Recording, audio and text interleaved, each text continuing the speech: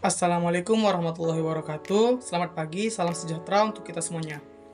Perkenalkan, nama saya Rahmat Wahyudi Utorok dengan NIM 222410017. Di sini, saya akan menjelaskan materi tentang prebiotik dan prebiotik, yang mana materi ini merupakan materi dari mata kuliah Analisis Pangan 1 dengan dosen pengampu Ibu Heni Sintia SSI. Baik, yang pertama adalah prebiotik. Prebiotik adalah jenis makanan, biasanya makanan tinggi serat, yang berfungsi sebagai asupan untuk bakteri baik dalam tubuh manusia agar jumlahnya tetap terjaga.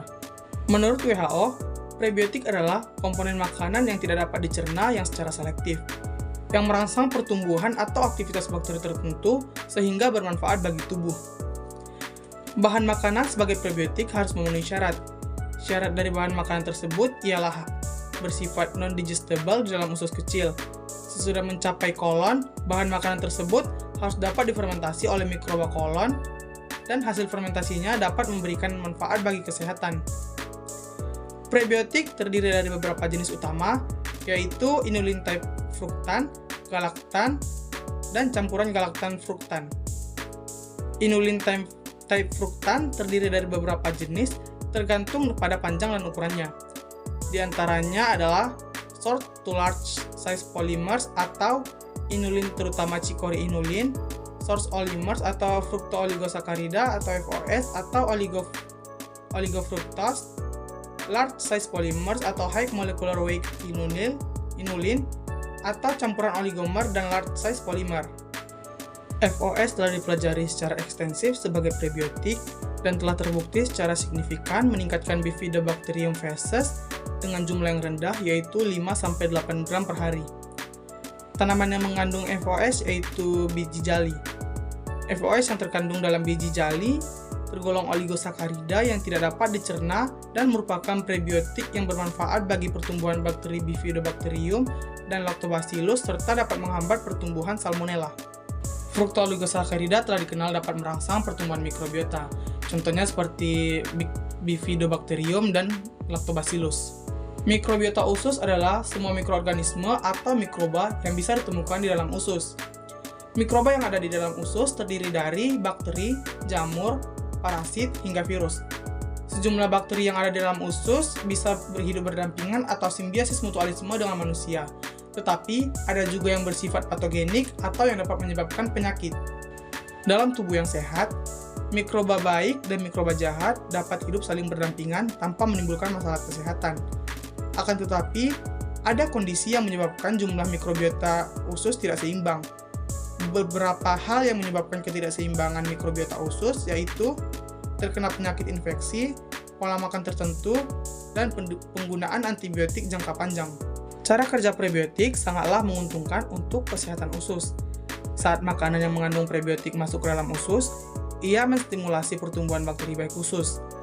Prebiotik dapat menahan aktivitas hidrolitik atau enzim yang bertugas mencerna makanan pada sistem pencernaan bagian atas, sehingga ia memicu bakteri baik untuk melakukan fermentasi makanan yang terdapat di dalam usus besar. Prebiotik juga merangsang pertumbuhan bakteri di dalam usus, seperti Bifidobacteria dan Lactobacillus. Ketika bakteri baik bertumbuh dengan stimulasi prebiotik, maka bisa meningkatkan kesehatan sistem pencernaan atau memperkuat kekebalan tubuh. Prebiotik juga dapat meningkatkan produksi asam lemak rantai pendek. Cara kerja prebiotik ini menghasilkan asam lemak rantai pendek, yang mana itu merupakan hasil akhir dari fermentasi. Asam lemak rantai pendek ini memiliki peran utama dalam mengatur sistem kekebalan tubuh dan memberi respon ketika terjadi peradangan. Di sini, asam lemak rantai pendek akan mengirimkan sinyal bila terjadi peradangan, sehingga sistem imun dapat langsung merespon bila terjadi infeksi dan peradangan. Begitulah cara kerja prebiotik dalam meningkatkan sistem imun kita. Prebiotik terdapat di dalam gandum, kacang kedelai, serta sayuran seperti bawang putih, bawang bombay, daun bawang, dan asparagus. Yang kedua adalah probiotik, di mana probiotik merupakan bakteri yang membawa manfaat baik bagi kesehatan, khususnya kesehatan saluran pencernaan. Menurut WHO, probiotik adalah mikroorganisme hidup yang bila diberikan dalam jumlah adekuat, akan memberikan manfaat kesehatan pada pemakainya. Probiotik memiliki banyak manfaat bagi tubuh, tak hanya untuk kesehatan pencernaan. Probiotik dalam tubuh manusia bekerja untuk menjaga kelestarian bakteri non-patogen dan bakteri patogen sehingga tidak memberikan efek negatif bagi tubuh. Ada berbagai jenis probiotik di pasaran, namun yang paling sering digunakan adalah jenis Lactobacillus. Jenis bakteri ini memiliki sekitar 50 jenis yang secara alami ada di saluran pencernaan, saluran kemih, dan sistem genital. Selain Lactobacillus, ada bakteri lain seperti Bifidobacteria yang bermanfaat untuk mengurangi gejala colitis ulceratif. Sedangkan Streptococcus thermophilus dalam yogurt dapat mencegah alergi susu sapi. Ada pula probiotik dari jamur jenis Saccharomyces boulardii yang bermanfaat untuk membantu mengurangi diare ringan. Selain untuk mengatasi masalah pencernaan, probiotik juga bermanfaat untuk meningkatkan sistem imunitas tubuh. Bifidobacteria adalah kelompok bakteri yang secara alami hidup di dalam usus. Uniknya, jenis bakteri ini dapat tumbuh di luar tubuh yang kemudian dimanfaatkan sebagai obat. Bifidobacteria bifidum bekerja dengan memecah makanan, menyerap nutrisi, hingga melawan bakteri jahat penyebab diare. Itu sebabnya, bakteri ini sering digunakan untuk membantu mengatasi diare, sembelit atau konstipasi, sindrom iritasi usus, hingga mencegah pilek dan flu.